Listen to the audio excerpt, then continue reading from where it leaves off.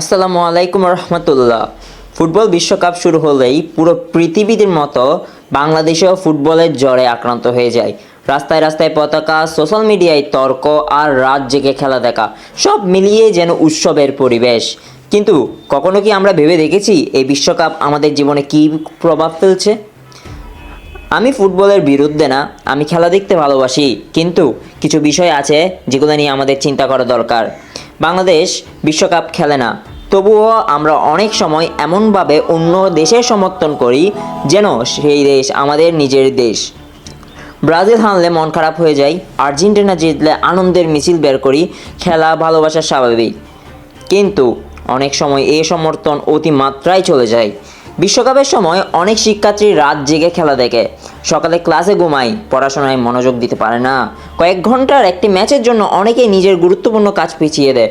Social মিডিয়ায় গেলেও একই অবস্থা, বন্ধুদের মধ্যে তর্ক, ট্রোল, ঝগড়া, সব কিছুই যেন খেলার ফলাফলের উপর নির্ভর করে। কখনো কখনো একটি ফুটবল ম্যাচ নিয়েই সম্পর্ক পর্যন্ত নষ্ট হয়ে যায়। আরেকটি বিষয় হলো টাকা খরচ। অনেকে জার্সি, পতাকা আর বিভিন্ন সাজসজ্জার পেছনে হাজার হাজার টাকা ব্যয় করে ফেলে। এটা যার যার ব্যক্তিগত বিষয়, কিন্তু আমাদের মনে রাখা উচিত যে দেশের অনেক মানুষ এখন মৌলিক চাহিদা পর্যন্ত পূরণ করতে সংগ্রাম করছে। সবচেয়ে বড় কথা হলো বিশ্বকাপ শেষ হয়ে যাবে 1 মাস পরে, কিন্তু আমাদের পড়াশোনা, কেরিয়ার, পরিবার এবং ভবিষ্যৎ রয়ে যাবে সারা জীবনের জন্য।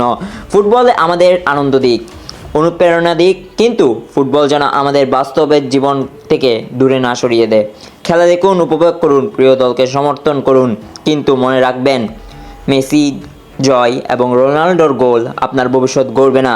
আপনার ভবিষ্যৎ গড়বে আপনার নিজের পরিশ্রম, শিক্ষা এবং সিদ্ধান্ত। বিশ্বকাপ একটি খেলা, কিন্তু আমাদের জীবনের তার চেয়েও অনেক বড়। ধন্যবাদ। আসসালামু আলাইকুম রহমতুল্লাহ। এরকম নিত্য নতুন বিভিন্ন বিষয়ের সামাজিক ইস্যুতে প্রতিবেদন পেতে অবশ্যই আমাদের চ্যানেলকে সাবস্ক্রাইব করবেন, এবং পরের ভিডিও কী নিয়ে বানাবো অবশ্যই কমেন্টে জানাবেন। আল্লাহ হাফেজ।